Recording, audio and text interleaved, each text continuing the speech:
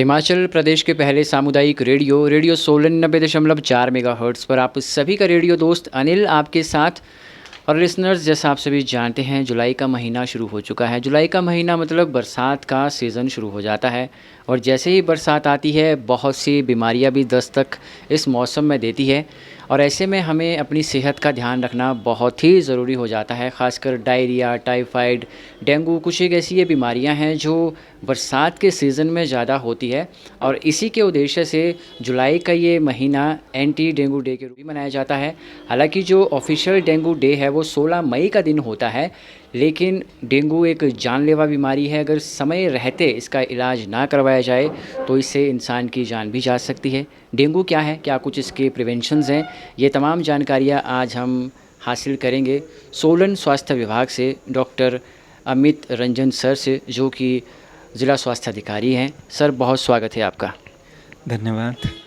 जैसे ही बरसात का मौसम शुरू हो जाता है, इस बीमारी का जिक्र सबसे पहले होता है। डेंगू अक्सर बरसात में ही सबसे ज़्यादा होता है, कोई पर्टिकुलर रीज़न इसके पीछे? हाँ, डेंगू एक वायरल इलनेस है जी। और ये मॉस्किटो एक पर्टिकुलर मॉस्किटो लाइक एडीज़ है उसका नाम, जी जी जिसके काटने से ये होता है। जी अब वो जो मॉस्किटो है उसके लिए उसके मतलब उसके पनपने के लिए जो एटमॉस्फेयर चाहिए होता है वो एक पर्टिकुलर लाइक 30+ के करीब उसका टेम्परेचर चाहिए, 50+ के करीब उसकी ह्यूमिडिटी चाहिए। जी जी तो ये जो सीज़न है ये उसके लिए बड़ा कंड्यूसिव होता है, अच्छा एटमॉस्फेयर होता है फॉर मॉस्किटो टू ग्रो, जी जी है ना। तो मॉस्किटो से ही होना है ये, तो इसलिए इस सीज़न में ही ये ज़्यादा होता है। जी जी और ये जो मॉस्किटो है इसका ये खड़े पानी में और स्वच्छ पानी में ये पनपता है। तो बरसात के दिनों में क्या होता है कि पानी के खड़े होने के चांसेस ज़्यादा हो जाते हैं, बारिशें ज़्यादा होती हैं, तो वहाँ मच्छर पनपेगा तो ये बीमारी होने के मतलब डेंगू होने के चांसेस जी जी बढ़ जाते हैं। तो जी इसलिए ये एक सीजनल इलनेस टाइप की है जी जी जिन दिनों। और ये ज़्यादातर हमारे ज़िला में परवाणु, बद्दी, बरोटी वाला, नालागढ़ बॉर्डर एरियाज़ में पाया जाता है, क्योंकि यहाँ पर मच्छर के लिए एटमॉस्फेयर उतना नहीं जी ठीक रहता, जी जी तो वो नीचे ही मतलब उन एरियाज़ में, बॉर्डर एरियाज़ में ज़्यादा होता है। जी हाँ, ये एक वायरल इलनेस है और स्पेसिफिकली कोई वायरल इलनेस के लिए कोई मेडिसिन नहीं होती है। हम एक सिम्प्टोमेटिक ट्रीटमेंट देते हैं इसमें, है ना। और इसका सिर्फ हम क्या कर सकते हैं, बचाव कर सकते हैं। जी तो बचाव भी क्या है मेनली कि मच्छर को न पनपने दिया जाए, और उसके लिए रहता है कि जैसे हम आईसी एक्टिविटीज़ भी कर रहे हैं। हम जहाँ पर हमें लगता है कि जैसे मैंने आपको बताया कि पर्टिकुलर स्पेसिफिक एरियाज़ में हम स्प्रेज भी करवा रहे हैं।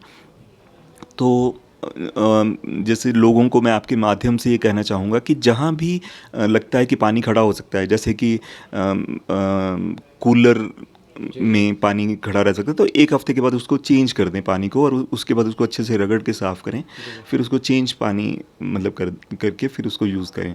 इसी तरह फ्रिज की ट्रे में पानी पड़ा रहता है, उसको चेंज करना चाहिए हफ्ते में एक बारी। फिर अगर पानी आपको स्टोर करना ही पड़ रहा है तो उसको 3 दिन से ज़्यादा स्टोर ना करें प्रेफरेबली, और जितना भी स्टोर करना है उतना आप ढक के रखें उसको। फिर जैसे कईयों के गमले हैं वो बहुत ज़्यादा, तो गमलों में पानी पड़ जाता है। अब गमलों के पानी को हम वो थोड़ा ध्यान नहीं देते हैं, लेकिन वहाँ मच्छर पनप के वो उनको बीमारी मतलब कर सकता है। तो इसलिए वो जो पानी है वहाँ ना रहे, या उसको चेंज कर दिया जाए। सिमिलरली कई लोगों ने थोड़े पक्षी पाल रखे होते हैं, तो उनके लिए पानी वो रखते हैं, तो उस कंटेनर में देखा कभी बड़ी पानी पड़ा रहता है, वो हफ्तों पड़ा रहता है, बट उसमें वो मच्छर के लिए ब्रीडिंग साइट है बहुत बढ़िया। तो वो मतलब मच्छर पनपेगा तो बीमारी तो उन्हीं को देगा ना जो वहाँ लोग रह रहे हैं। सो ये इस तरह से ये फैलता है मॉस्किटो बाइट से, इसलिए इसको वेक्टर बॉर्न डिजीज़ बोलते हैं। ये एक वायरल इलनेस है, ज़्यादातर इसका हम इस तरह से बचाव ही कर सकते हैं। हाँ, अब ट्रीटमेंट पार्ट में ये होता है कि इसमें हाई ग्रेड फीवर होता है मतलब, और उसमें बॉडी एक्स बहुत होती हैं, जिसका सीवियर पेन होती है। तो उल्टी हो सकती है, रैश हो सकता है स्किन पे। तो इसमें हम सिम्प्टोमेटिक ट्रीटमेंट दे करके लाइक पैरास्टामोल देते हैं, सेटल करते हैं पेशेंट को। लेकिन हमें एक चीज़ इसमें वो करना पड़ता है कि जैसे ही फीवर भी सेटल हो जाता है उसके बाद भी हमें कुछ टाइम तक हम प्लेटलेट काउंट जो है वो मॉनिटर करते हैं। और क्योंकि अगर प्लेटलेट काउंट कम हो जाएगा तो ब्लीडिंग टेंडेंसीज हो जाती हैं बॉडी में, जो कि इसकी कॉम्प्लिकेशन है, बहुत कम लोगों में होती है। क्योंकि और जिनमें फिर होती है उनमें फिर या तो मतलब हमें अगर ब्लीडिंग हो गई, मान लिया गम से ब्लीडिंग हो रही है तो किसी भी तरह की ब्लीडिंग हो रही है तो, या फिर प्लेटलेट काउंट कम हो गया है काफ़ी, तो उसको हम प्लेटलेट उनको इन्फ्यूज़ करना पड़ता है, प्लेटलेट चढ़ाना पड़ता है। तो उसके लिए फिर हम उनको पेशेंट को आगे भेजना पड़ता है। तो इस तरह का सारा डेंगू का हमारा रहता है। तो सर कितने दिनों का ट्रीटमेंट रहता है किसी को डेंगू हो जाता है तो? बहुत कम लोग हैं जिनमें प्लेटलेट काउंट गिर जाता है, बहुत कम लोग हैं। और वो भी जैसे अगर मतलब हर एक इंस्टीट्यूट का एक प्रोटोकॉल होता है। तो लाइक कि हमारे इंस्टीट्यूट में, लाइक हमने परवाणू में किया था एक बारी कि भी अगर 1 लाख से कम प्लेटलेट काउंट होता था पेशेंट का, तो उनको हम एडमिट कर लेते थे वहाँ पर और फिर मॉनिटर करते थे। जैसे ही वो ठीक रहते थे तो हम उनको डिस्चार्ज कर देते थे, बढ़ना शुरू हो जाता था, राइजिंग ट्रेंड आ जाता था उसमें। अगर वो बहुत कम, like if it is below 20,000 या 30,000, तो फिर उसको प्लेटलेट की ज़रूरत होती है। बट वो लगभग 70-80,000 के बाद फिर हम रेफ़र कर देते थे आगे। अगर उससे भी कम हो जाता है तो हम रेफ़र कर देते थे। तो इस तरह का उसमें अगेन इस इलनेस के लिए 2 ही तरीके हैं। पहला तो ये है कि हमें कैसे मच्छर नापन पे पानी खड़ा ना हो, उस चीज़ से हमें वो हम प्रिवेंट कर पाएंगे। दूसरा, लोगों को भी ये ध्यान रखना चाहिए कि उन एरियाज़ में पूरी बाजू के फुल स्लीव के कपड़े पहने, क्योंकि अदरवाइज़ वो मॉस्किटो बाइट होने के चांसेस रहेंगे ना, तो उससे थोड़ा कुछ बचाव हो जाएगा। तो अपने जो पानी मैंने आपको बोला कि स्टोर ना होने दें, अगर उनको दरवाजे में वो जाली वाला दरवाज़ा है उसको लगा के रखें ताकि मच्छर अंदर ना आ पाए। इस तरह की सावधानियाँ उनको, स्पेशली फॉर डेंगू, ये उनको करनी चाहिए। हर इंसान का सर इम्यून सिस्टम अपना अलग अलग होता है, बच्चों का अलग होता है, बुजुर्गों का अलग होता है। सवाल ये है कि जो ये डेंगू है सबसे ज़्यादा किसको अफेक्ट करता है? देखो, ये किसी भी एज ग्रुप में इफ़ेक्ट कर सकता है। अगर किसी की इम्यूनिटी कम होगी तो वो उसको ज़्यादा सिवेरिटी उसकी ज़्यादा हो सकती है। तो इसलिए ये इसमें कुछ पिन पॉइंट करना इज़ वेरी डिफ़िकल्ट, बट हाँ, ये it can affect all the age groups. और सर जैसे जुलाई का महीना है, ये एंटी डेंगू डे मंथ के उसमें भी मनाया जा रहा है, तो सोलन स्वास्थ्य विभाग क्या कुछ गतिविधियां करने वाला है लोगों को जागरूक करने के पर्पज़ से? देखो, इसमें बेसिकली ये होता है, इसमें 16 मई जो है वो एंटी डेंगू डे है, और ये जो जुलाई का मंथ है ये एंटी डेंगू मंथ के रूप में मनाया जाता है। तो इसमें बेसिकली जो हमारा मेन प्रायोरिटी रहती है वो रहती है IEC एक्टिविटीज़, है ना, जिसमें कि हम लोगों को जागरूक करते हैं कि होता कैसे है डेंगू। डेंगू मॉस्किटो के पनपने से होता है, और मॉस्किटो कैसे, मतलब इन दिनों में कहाँ ब्रीडिंग साइट्स हो सकती हैं जहाँ स्टोरेज होगा, पानी ज़्यादा दिनों तक स्टोर रहेगा, ओपन रहेगा, कवर नहीं है, वो सारी चीज़ें हम उनको IC के थ्रू IC एक्टिविटीज़ करते हैं। कैंप्स लगते हैं, IC कैंप्स, और जो लोकल जैसे परवाणू के आसपास पंचायत्स हैं, वो प्रधान हैं, उन लोगों के साथ मिलके हम अवेयरनेस जनरेशन कैंप्स लगाते हैं। खुद भी जाते हैं, BMOs और मेडिकल ऑफिसर्स, सुपरवाइजर्स।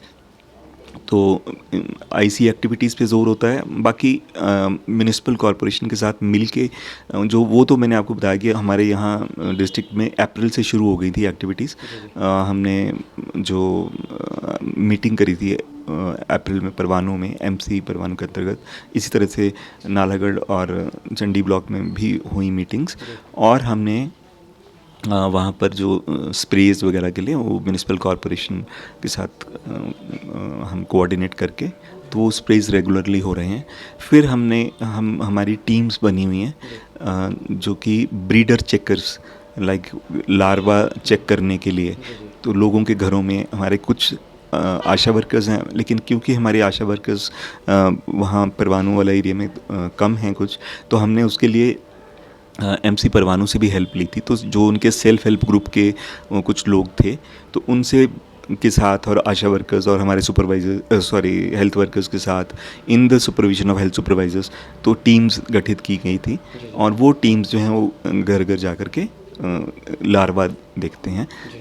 जहाँ उनको मिलता है उस पानी को वो फिकवा देते हैं ताकि वो फर्दर ना स्प्रेड कर सके। सर जैसा अब तक आपने बताया, आपकी बातों से ये समझ आता है कि जो डेंगू का मच्छर है वो पनपता है ज़्यादातर गंदगी से और रुके हुए पानी से, ऐसे में सर ध्यान देने वाली बात ये है कि जो झुग्गी झोपड़ियाँ होती हैं उन पे थोड़ा ज़्यादा रख रखाव की ज़रूरत है। अपने इंडस्ट्रियल एरिया की बात करें तो वहाँ पे लोगों को जागरूक करना बहुत ज़रूरी है।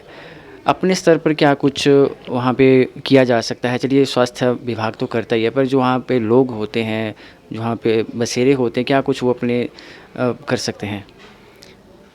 देखो, उसमें एक चीज़ तो, जैसा कि आपने इंडस्ट्रीज़ का नाम लिया है ना, जी। तो जब हमारी मीटिंग हुई थी हुँ। तो इंडस्ट्रियल डिपार्टमेंट के भी लोग थे, जी। तो ये डिस्कस हुआ था और ये निश्चित किया गया था कि हर एक इंडस्ट्री जो है जी। वो अपने एरिया में, एटलीस्ट वो अपने एरिया का ओनर्स ले ले। जी। वो अपने एरिया में, क्योंकि क्या होता है इंडस्ट्रीज़ में, मान लिया अब बहुत सारे कहीं टायर पड़े हुए हैं वो जो कि यूज़ नहीं होने हैं, तो बरसात होएगी वो टायरों में पानी खड़ा रहेगा, वो उसका ब्रीडिंग साइट बन जाएगा, वहाँ मच्छर पनप जाएगा। तो वो हमने मतलब कहा था कि और बहुत अच्छे से वहाँ वार्तालाप हुई थी कि इंडस्ट्रीज़ एटलीस्ट अपने अपने एरिया का उसका वो ओनर्स ले लें, कि वहाँ पर हमने खुद उस चीज़ को चेक करना है कि पानी इस तरह से स्टोर ना हो, और जहाँ स्टोर्ड वाटर है वो कम से कम ढका रहे। जंक जहाँ, क्योंकि इंडस्ट्रीज़ में जंक पड़ा होगा तो वो कलेक्शन ऑफ वाटर हो सकती है ना, तो वो लंबे समय तक रहेगा, वहाँ मच्छर पनप जाएगा और वो उनके एम्प्लॉयज़ के लिए भी घातक है ना। वो तो वो सारा चीज़ हम आईसी भी करते हैं, इंडस्ट्रीज़ में भी कैंप्स लगते हैं, और जो मीटिंग हुई थी हमारी उसमें भी हमने उनसे ये चीज़ें शेयर करी थी। अब रही बात की जो झुग्गी झोंपड़ी वाले लोग हैं, वहाँ पर स्पेशल हम अवेयरनेस कैंप्स लगाते हैं, आईसी कैंप, और वहाँ पर भी लोगों को हम बताते हैं कि जो आपने स्टोर करना है पानी, वो एक तो उसको ढक करके रखा जाए और उसको 3 दिन से ज़्यादा स्टोर ना किया जाए, है ना, ताकि उसमें चांसेस कम हो जाएं हम उसके पनपने के। तो फिर वो उसके बाद बेसिकली तो आईसी एक्टिविटीज़ हैं, प्लस हम उनको बता देंगे इस सीज़न में अगर फिर भी आपको बुखार आ जाता है और ज़्यादा बुखार आ जाता है तो इमीडिएटली आप हमारे नज़दीक के हॉस्पिटल में जाकर के दिखाएं और जो डॉक्टर टेस्ट बताते हैं वो टेस्ट करवाएं। तो इस तरह से उनको एजुकेट करते हैं। ये पूरा month actually basically IC activities का ही होता है हमारा, जिस main stress is on IC activities during this month. जुलाई का महीना सर बहुत ख़ास ऐसे भी होता है क्योंकि आज का ये दिन आप लोगों के लिए समर्पित है। आज नेशनल डॉक्टर्स डे भी है, तो आपको सबसे पहले तो शुभकामनाएं। वैसे शुरू में आपको शुभकामनाएं देनी बनती थी, बहुत शुभकामनाएं सर आपको। यहाँ पे सवाल सर आपसे ही जुड़ा हुआ पूछते हैं, डेंगू की बात तो बहुत हो गई। अभी थोड़ी देर पहले मैं एक रिपोर्ट पढ़ रहा था इंडियन मेडिकल एसोसिएशन की, एक 2023 में एक सर्वे हुआ था कि जो ज़्यादातर डॉक्टर्स रहते हैं वो थोड़ा मेंटली वो डिस्टर्ब रहते हैं, बहुत सारी बातों के चलते लोगों के मतलब लोग उनके ऊपर अटैक कर देंगे, कोई उनके ऊपर मानहानि का केस कर देंगे। ऐसा एक मैंने रिपोर्ट पढ़ा कि जो डॉक्टर्स 6 से 8 घंटे सोने के लिए हमें बोलते हैं वो खुद वो चीज़ें नहीं पूरी कर पाते। थोड़ा इसके बारे में आपकी राय लेना चाहूँगा। कि नाइट ड्यूटी है, मान लिया night duty the, night of हो गया, कोई स्पेशलिस्ट डॉक्टर है, वो दूसरा स्पेशलिस्ट डॉक्टर है नहीं है। अब लोगों को तो नहीं पता जो दूर से आए हुए हैं, रिक्वेस्ट करेंगे डॉक्टर को भी, उस टाइम ये एक एम्पैथी आ जाती है कि चल यार 2 घंटे और देख लेता हूँ। वो 2 घंटे करते करते वो लंच टाइम के बाद वो जा रहा है, लेकिन वो फिर भी उसका मतलब कितना कर वो रेस्ट कर पाएगा, शाम को फिर से उसकी ड्यूटी शुरू हो जाती है, उस पर तो उसको आना ही है। और अगर उस पर वो नहीं आए या वो रात को सपोज़ किसी वजह से आई मीन लोगों में भी, मतलब मैं ये कहूँगा आपके माध्यम से कि पेशेंस होनी चाहिए। मेरे को लगता है कि every doctor tries to do his best, है ना, every doctor tries to be empathetic and to be good to the, I mean whatever is required, है ना। लेकिन डॉक्टर के हाथ में भी सब कुछ नहीं हो सकता है ना, तो समटाइम्स क्या होता है, आई कैन अंडरस्टैंड कि वो इमोशनल बर्स्ट भी हो सकते हैं किसी के पेशेंट के लिए, बट जो अगर हमारे हाथ में नहीं है तो उसके लिए आप एक डॉक्टर को ब्लेम करना या उसके साथ, जैसे आपने बताया कि घटनाएं हो जाती हैं, तो वो थोड़ा कहीं ना कहीं एक्चुअली क्या है, एक फ़ेथ ख़त्म हो जाता है। फ़ेथ के साथ साथ एक मतलब हमें भी एक रहता है ना, एक रिलेशनशिप जिसको आप बोल सकते हैं, जिसको शायद एक्सप्लेन नहीं किया जा सकता, वो चीज़ ख़त्म हो जाएगी ना। आप हम जो भी पेशेंट आएगा, सपोज दिन में अब मैं 150 मरीज़ देख रहा हूँ, तो 150 के 150 पेशेंट्स जो हैं वो मुझसे एम्पैथी एक्सपेक्ट करेंगे, है ना। लेकिन वो मेरी भी तो स्टेट ऑफ माइंड, मेरी भी तो फैमिली, मेरा भी तो हेल्थ, मेरा भी तो बहुत सारी चीज़ें हैं ना। Sometimes you may not be 100%, है ना, तो उसमें हमें समझना चाहिए, वी मस्ट अंडरस्टैंड कि, है ना, सो इस तरह के, बाकी अदरवाइज ऐसा कुछ नहीं है। गांव में मैंने गांव में भी सर्व किया है, ज़्यादातर गांव में ही किया है, और ऐसा नहीं, लोग बहुत प्यार करते हैं, बहुत रिस्पेक्ट देते हैं, and we also try to do our best जो हम कर सकते हैं।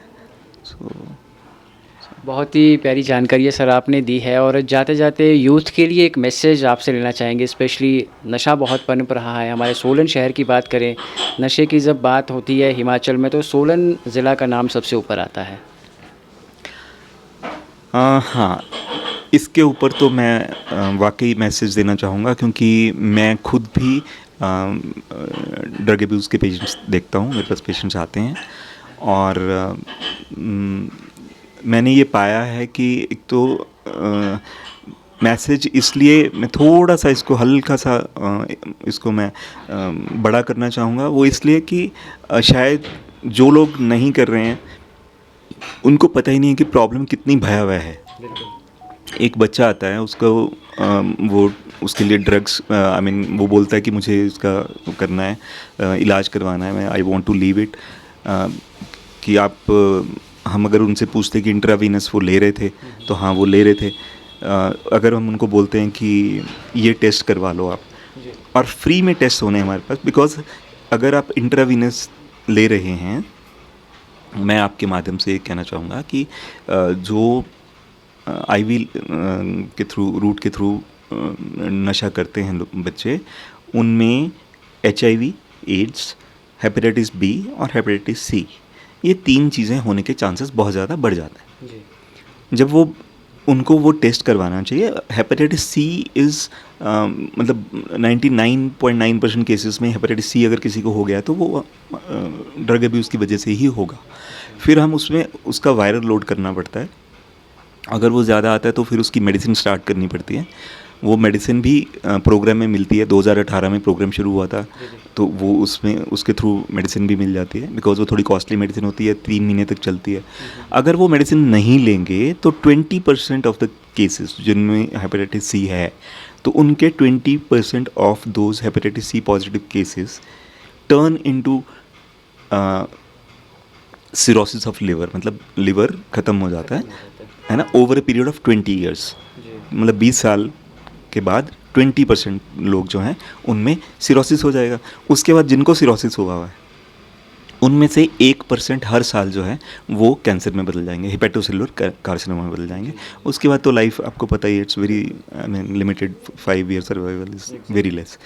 तो अब ऐसे देखने में लगता है कि 20 ईयर्स है ना, बट यूजुअली जो बच्चे हैं उन्होंने स्टार्ट कब किया हुआ है, 20 साल का है, कोई 22 का है, कोई 24 का है, कोई 25 का है। तो अगर उसने 20 साल में ले लिया वायरस तो वो तो 40 ईयर्स में उसके चांसेस हैं कि उसको वो हो जाएगा, एंड कितनी लाइफ है उसकी। तो इस चीज़ को वो नहीं समझते हैं। मतलब ये चीज़ हम उसको ऑलमोस्ट हर पेशेंट को हम टेस्ट करवाते हैं, टेस्ट के बाद जो पॉजिटिव आते हैं उनको हम ये गाइड करते हैं। बट मैंने देखा है कि वो भी they don't even turn up for that treatment. उनको लगता है कि बस नशे वाला हमारे को ट्रीटमेंट दे दो, इसकी शायद ज़रूरत नहीं है, या उसकी वो इम्पोर्टेंस नहीं समझते हैं। तो ये इसके साथ ये तो चलो एक चीज़ है कि इसकी कॉम्प्लिकेशंस क्या हो सकती हैं, है ना। दूसरा ये कि उस लाइफ भी तो ख़राब हो रही है, विड्रॉल्स हो जाते हैं। जिस हालत में वो लोग आते हैं उनको फाइनेंशियली वो कितना उनके ऊपर बर्डन है, पेरेंट्स को भी अफेक्टेड हैं, फैमिली अफेक्टेड है, अगर मैरिड है तो फैमिली अफेक्टेड है, अपने बच्चे अफेक्टेड हैं, अपना करियर अफेक्टेड है। तो ये सारी चीज़ों को ध्यान रखते हुए, और सबसे बात ये है कि अगर हम उसके कॉजेज़ देखें तो आप हैरान होंगे कि कॉज क्या है। Peer pressure is the most common cause. कि अपने आप को किसी, आप जैसे मान लिया कोई बच्चे गांव से आए और सोलन शहर में रह रहे हैं, अपने आप को उन बच्चों में स्थापित करने के लिए, to establish themselves in that group. वो बच्चे शायद वो ड्रग अब्यूज़ करते हैं या स्मोकिंग करते हैं, अल्कोहल लेते हैं, तो उनमें अपने आप को स्थापित करने के लिए वो स्टार्ट कर देते हैं। This is how it begins. और ये स्टार्ट होता है स्मोकिंग और अल्कोहल से, है ना। इनको हम बोलते हैं गेटवे ड्रग्स। उसके बाद वो धीरे धीरे जब उनको टॉलरेंस हो जाती है, मतलब कि ज़्यादा अमाउंट लेना पड़ता है अल्कोहल का या उसका, उसके बाद वो फिर उसकी तरफ चले जाते हैं कि उसी लेवल तक पहुंचने के लिए वो चिट्टे पे आ जाते हैं, है ना, ड्रग्स मतलब हीरोइन पे आ जाते हैं। तो इस तरह से इट बिगिनस। तो मोटा मोटा तो मैं ये बता सकता था कि कैसे शुरू होता है, किस एज में शुरू होता है, क्या कॉम्प्लिकेशंस होती हैं, कितना लाइफ ख़राब हो जाती है। एंड अगेन इसके लिए मैं ज़रूर आज डॉक्टर्स डे पे आपके माध्यम से सभी यूथ को ये कहना चाहूँगा कि वो इस चीज़ से दूर रहें, एक्टिविटी करें, खेलें। हाँ, बहुत सारे और भी फैक्टर्स होते हैं, अभी शायद इस फोरम पे बहुत ज़्यादा नहीं डिस्कस कर पाऊँगा कि कोपिंग स्किल्स, शायद ये एक नेगेटिव कोपिंग स्किल्स हैं कि चल यार किसी भी चीज़ की थोड़ी फ्रस्ट्रेशन हुई, चल 2 पैग लगा देते हैं। So that is a negative coping skill ना। तो हमें पॉजिटिव कोपिंग स्किल्स डेवलप करनी चाहिए। हमें एक्टिविटी है, खेलो आप, मतलब कॉम्पिटिटिव स्पोर्ट्स खेलो, वॉकिंग करो, योगा करो, है ना। वो पॉजिटिव कोपिंग स्किल्स हैं। किसी भी स्ट्रेस तो किसी को भी हो सकता है ना। तो उसको कोप करने के लिए वो पॉजिटिव स्किल्स की तरफ जाना चाहिए rather than turning into drugs and all that. So ये मैं एक मैसेज आपके माध्यम से देना चाहूँगा। बहुत ही प्यारा मैसेज आपने दिया है, और जितनी भी बातें सर आपने डेप्थ में बताई है नशे को लेकर, ज़रूर से हमारा यूथ जागरूक होगा। बहुत शुक्रिया आपका। धन्यवाद। Thank you very much. जी व्यूवर्स, लिसनर्स, ये थे सोलन स्वास्थ्य विभाग से डॉक्टर अमित रंजन तलवार जी, जिन्होंने बहुत सी बातें बताई है इस विषय में। डेंगू को लेके बात बताई है कि बरसात का जैसे मौसम है, डेंगू क्या है, क्यों फैलता है, कैसे हम इससे बचाव कर सकते हैं खुद का। और इसके अलावा जो सबसे ख़ास इम्पोर्टेंट नशे को लेके अभी बातचीत भी हुई है। नशे को लेकर तो समस्त मानव जाति परेशान है, लेकिन हम लोगों को ही आगे आना है। जो हमारे सराउंडिंग में नशा करते हैं लोग, उनको जागरूक करने की आवश्यकता है, और तभी शायद हम अपने देश को नशा मुक्त घोषित कर सकते हैं। दीजिए इजाज़त, नमस्कार।